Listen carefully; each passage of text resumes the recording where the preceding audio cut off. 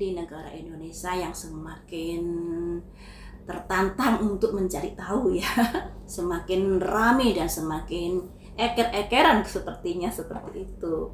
Kalau dulu mau pilpres, ruami, sekarang mau pilkada juga ruami dan lain sebagainya. Kemarin itu sudah saya prediksi terkait dengan pohon beringin, di mana Pak Lurah kan berusaha untuk mengeksekusi. Kemudian ada yang komplain, jangan panggil Pak Lurah karena dia itu adalah sosok yang begini. Ya, kalau gitu sekarang saya manggilnya Raja saja ya, biar gak ada komplain lagi. Nah, apakah si Raja ini pada akhirnya sempurna dalam menebang pohon beringin? Ataukah ada perlawanan? Kalau dari prediksi saya kemarin akan ada perlawanan.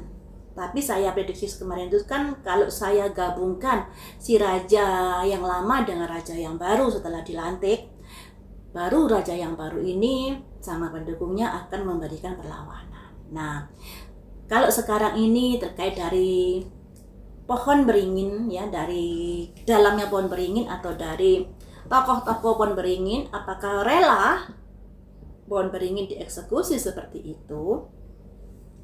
Mari kita lihat apakah tidak ada perlawanan.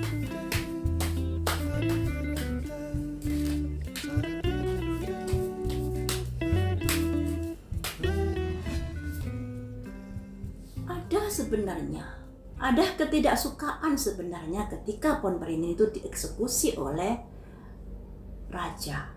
Di sini ada 4 cangkir, simbol dari ketidaksukaan, simbol dari kekesalan, emosi. Makanya di sini ada simbol 2 orang, yang satunya merenung, yang satunya di balik pohon. Ini lambang dari hubungan yang tidak harmonis. Jadi dari pohon beringin sendiri, anggota-anggotanya, tokoh-tokohnya yang sudah membuat pohon beringin ini semakin besar, ini tidak suka kalau pohon beringin ini diobok-obok oleh sang raja, diatur oleh sang raja, dikuasai oleh sang raja. Nah, apakah kamu akan berhasil untuk mengantipasi dari campur tangannya si raja ini? Ada 7 tongkat melalui sebuah pertempuran. Tantangannya luar biasa untuk bisa menghalangi diobok-obok oleh sang raja ini. Ya, tantangannya luar biasa, nggak semudah itu. Kenapa?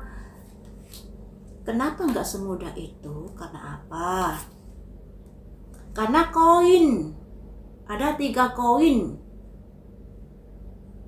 Ada kerjasama terkait dengan uang. Nah, apakah udah diiming-imingkah ataukah sudah tersandra dengan kasus kah dan lain sebagainya. Ini yang membuat tantangannya itu tidak semudah itu untuk mengantipasi dari cawe-cawenya sang raja ini. Ternyata nggak semudah itu. Kemudian, apakah sang raja ini berhasil mengeksekusi pada akhirnya nanti dengan sempurna? Berhasil, teman-teman. Ada simbol 1 koin masuk ke sebuah istana. Ya, yang pada akhirnya si raja ini, entah rajanya atau entah kepanjangan tangannya, yang pada akhirnya berhasil masuk di tubuh pohon beringin tersebut. Kemudian apa jadinya pohon beringin ini? The sun bersinar sesuai dengan harapan raja ini nantinya, sesuai dengan harapan si raja ini. Apakah ini baik atau buruk terhadap perkembangan dari kerajaan Konoha? Apakah ini hal yang baik terkait dengan pohon beringin yang sudah dikuasai sang raja dengan sempurna ini pada negara Konoha? Efeknya the High Priestess. High Priestess itu sebuah pilihan. Ketika kamu bimbang menentukan apakah baik dan buruk terkait dari apa yang sudah dilakukan, dengarkan suara hatimu.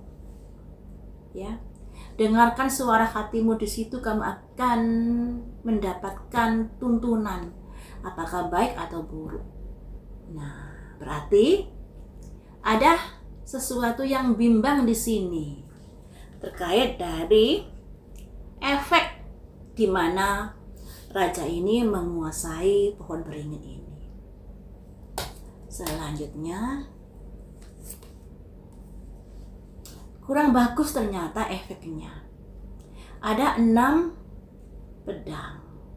6 pedang ini lambang dari sebuah masalah yang sudah terjadi dan adanya keinginan untuk menjauh dari masalah tersebut. Mengapa ingin menjauh?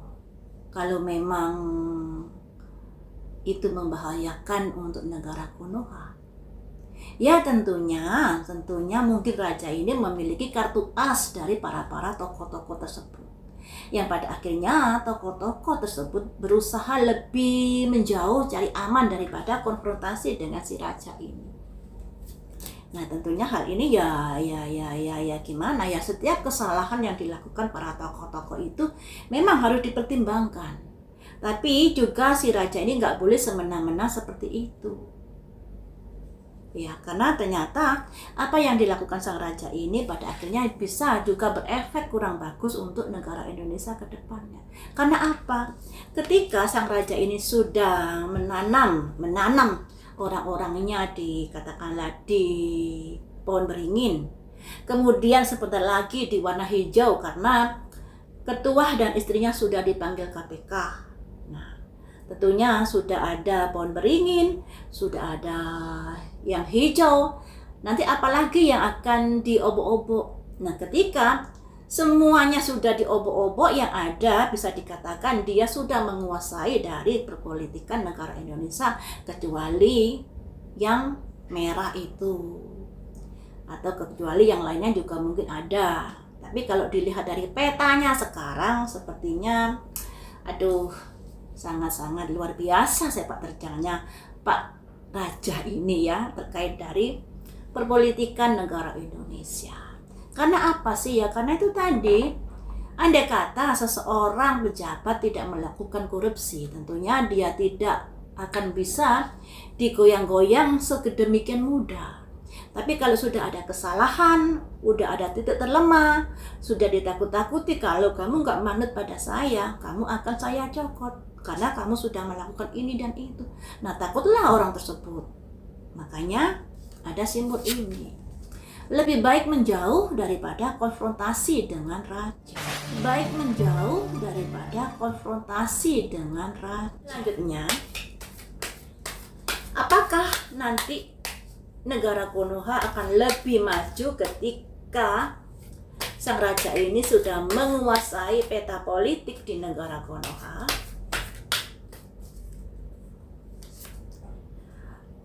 Ada keterlambatan di sini nantinya. Ada 4 koin. 4 koin di sini di mana sang raja berusaha mempertahankan apa yang sudah dia bangun, apa yang sudah dia tanam di sini. Tidak mau dikoyak-koyak. Bisa menjadi negara yang otoriter nantinya. Kalau kita tidak segera berbenah diri, efeknya nanti bisa ke sana. Nah, mungkin tidak otoriter secara gimana-gimana tidak, tapi peta perpolitikan akan dikuasai sehingga seakan-akan menjadi negara demokrasi, tapi pada kenyataannya atas-atasannya tidak seperti itu. Ada simbol ini, soalnya 4 koin ya.